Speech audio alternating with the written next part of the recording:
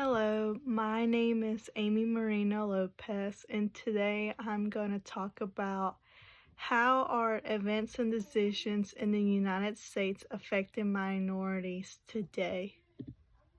The COVID-19 pandemic and Black Lives Matter protests across the country have fueled an unprecedented national convention on racial justice.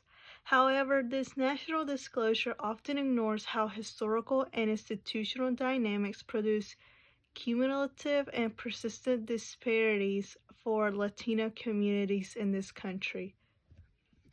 It reflects a long history and set of experiences regarding Latinos in the United States that is often hidden and difficult to quantify.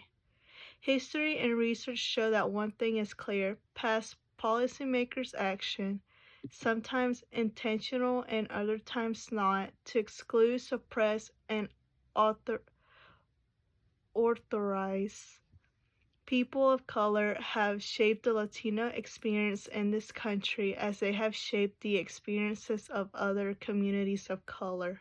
Even though the United States has abolished the most egregious formal examples of systemic racism, their legacy, as well as more subtle forms of exclusion, persist.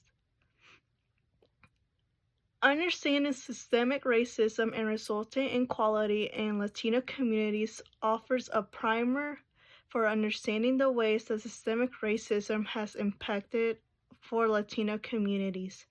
In particular, this paper outlines the role that systematic racism plays in perpetuating injustices and inequality in the areas of employment, income and poverty, education, home ownership, wealth, health coverage, and criminal justice. The role of race in the lives of Mexican Americans have been hotly debated. On the one hand, some argue that Mexican Americans have been racialized throughout their history in the United States.